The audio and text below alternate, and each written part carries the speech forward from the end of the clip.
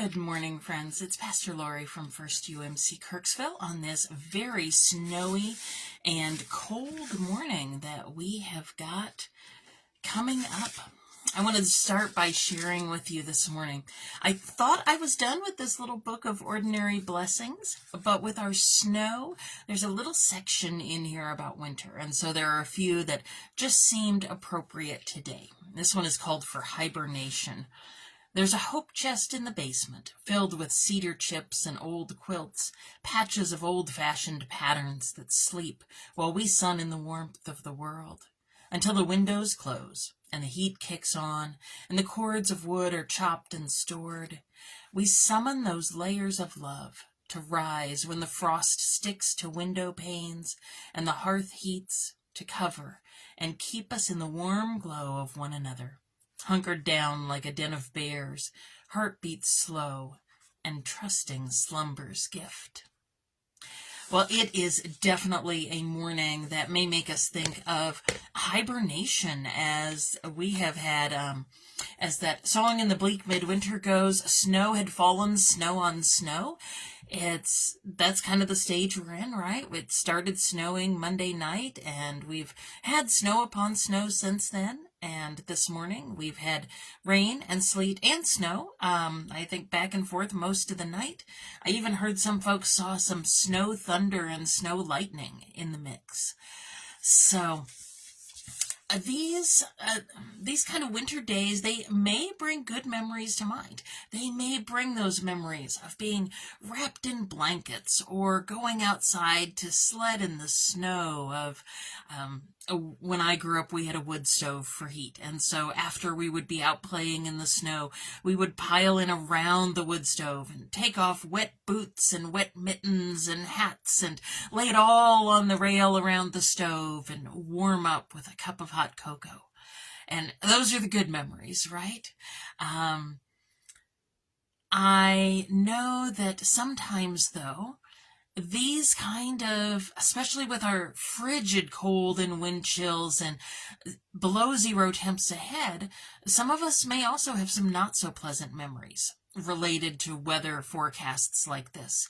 And when we saw just how cold it's set to get over these next few days, if we paused, we may have realized, there's a lot of tension creeping in, because we remember the times maybe that the furnace went out and we were trying to stay warm with space heaters, or you did have that wood stove as your sole heat and you had to keep it stoked so much more than normal to get through.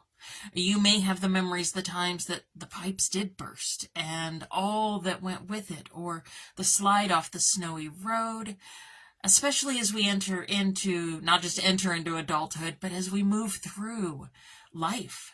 We know that some of the things, the snow days, right, that as kids we loved and filled us with joy, maybe as adults they don't have quite the same sense of anticipation. And with all of this heavy snow that's been out this week, there's a poor little bush out in front of, it's right out the window where I do my dishes. And this poor bush, it is like a living embodiment of just how much of a burden you can take before you break. And Wednesday, it's so drooped over, right? The branches are just low to the ground, and I went out and I shook some of the snow off it on Wednesday to try to give it a little space, and its branches perked back up again. But I looked out this morning and it is back drooped low. We've had more snowfall. We've had icy rains. Sometimes there's a big tree above it, and some of the snow fell off of those branches onto that poor little bush. It just doesn't quite feel fair, right? That it gets one hit after the next. And I think that's why it caught my attention, because there are times in life where that is exactly what it feels like. We just feel like the burdens of life are so heavy and that we can't catch a break, that just when one of those burdens gets knocked off, another one comes along and just lays us right back low again. This cold weather may feel like that for some folks who are out taking care of animals, who have to be fed no matter what the wind chills, no matter what the temperatures, no matter how much of a blizzard whirls. There are times we just have to go one foot in front of the next through whatever lies ahead. And those are tough sometimes. Those times we know that a challenge is coming.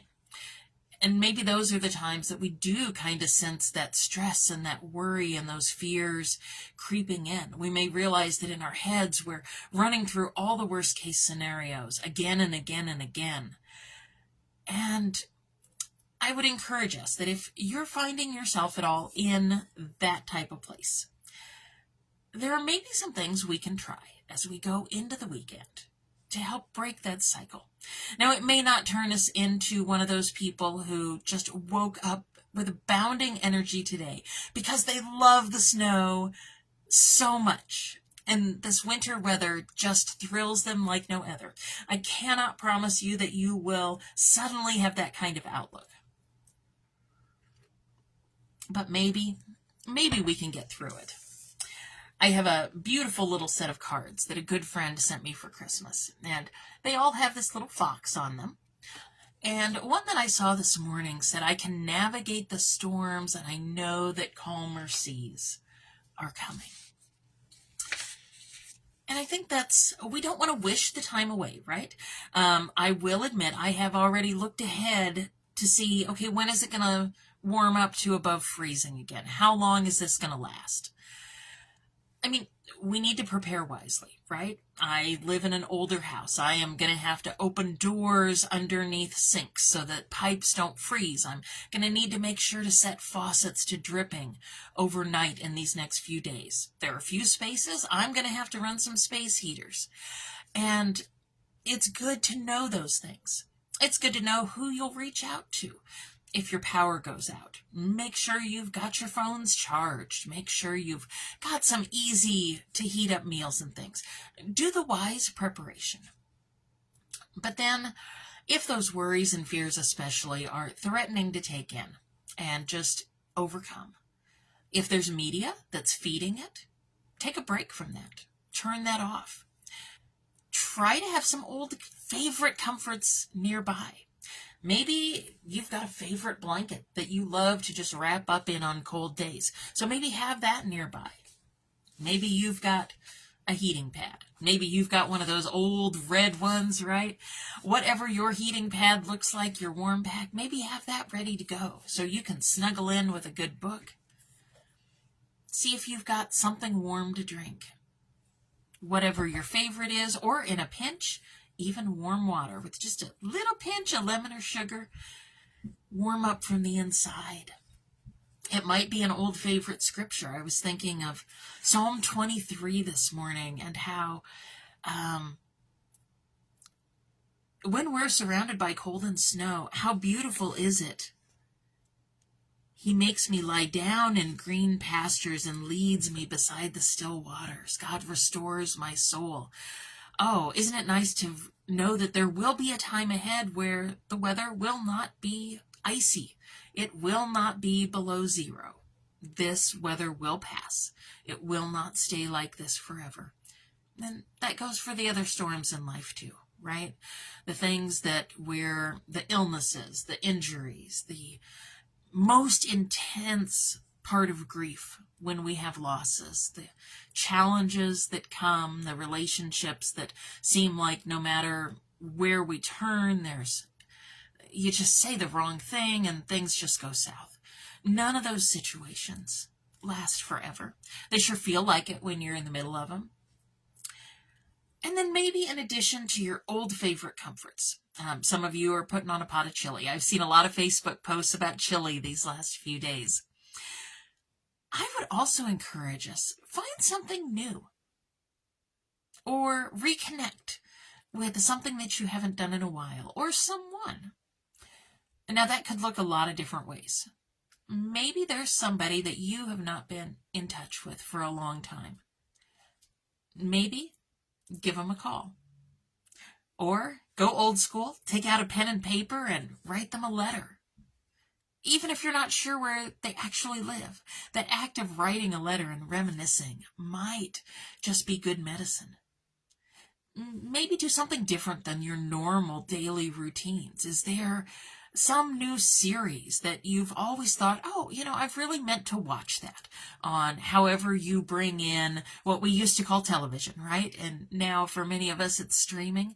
Is there some show that you've always meant to watch and never have?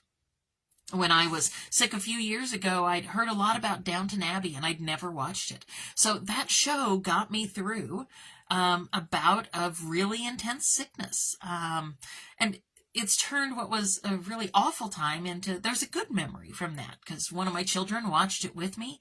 And so now I have good memories of the times when my youngest child and I watched Downton Abbey together. So maybe there's something that, maybe you've got some kind of project sitting around the house and you just haven't picked it up in a while. Maybe pick it up. But if it doesn't bring you some distraction and some comfort and some joy and some happiness, it's okay to put it back down again. Maybe do some dreaming about what might be ahead. What is it you're looking forward to? All of these. And now I can tell you what probably will not make this weekend easier to get through is if you are constantly pulling out your phone and checking your weather app to see exactly how cold it is at this precise moment and doing that continually all day, every day. Don't ask me how I know that. Right? We've probably all been there before. Or if it's not on the phone that we check our weather, we've had the Weather Channel running, right? We may have times we need to double check. We need to know exactly how many layers to put on. We may need to know exactly when it's time to kick in the next layer to keep things from freezing. But as we go into this weekend, I would just encourage us. Let's not lose that time either by being so wrapped up in the worries and the preparations that we lose it that way. Or so much just, you just want to bury your head in the blanket and not surface until next Tuesday that we completely miss these days ahead. Because there just may be some glimpses of beauty in the middle that we might miss otherwise. As Jennifer mentioned on Wednesday, there are good moments and hard moments all wrapped in together, and there are probably going to be some of both. Stay off slippery surfaces as much as you can, and if you have to go out, be really careful. Take your time. We are planning to still be at the church on Sunday morning, but it's going to be bitterly, bitterly cold that day. So we absolutely understand and might even encourage it for many folks if you want to join us online. Sometimes that is the best part of community we can grab. And with that, if you're normally not somebody who stays in, you might be having some strange little shadows from COVID days a few years ago when we first went into kind of the shutdowns, and winter lasted forever that year, it seemed. So it still felt very wintry. I know Tuesday when I brought my things home to be able to work from home, I was really unsettled because here I was in my office at home, and this is where I worked for so much of those early COVID days. And it was unsettling. I didn't quite know what to do with that. And so maybe if you run into things like that, just know that's completely normal. You can name it for what it is and also reassure yourself this isn't the same as that. It feels like it, and your body may be responding as if it is. That's one of the things with all of these good and bad mixed in together, right? Even if our minds can rationally tell us, we've looked at the forecast, we know how long this is going to last, we know we've made all the preparations we can. Our bodies remember the hard times, even if our minds don't. And so sometimes our bodies kick into gear. They are, they're resilient. They kick into that protective gear, even when we may not need them to go that far, and even when it may no longer be helpful. So maybe we can treat our bodies well. Maybe we can reassure our hearts and our minds that we're not alone. We have a God who entered into the middle of all the hard and the good, who didn't magically fix things, but lived through immense struggle and pain and the joys and ups and downs of life, just as all of us have.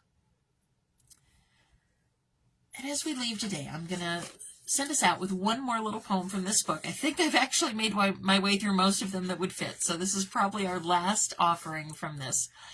And this one is called A Blessing for Wind Chill.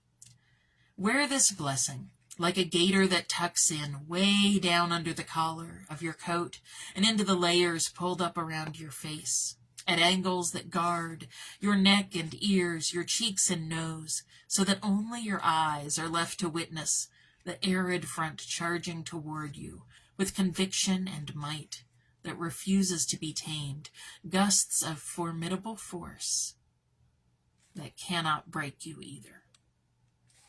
I love that last line.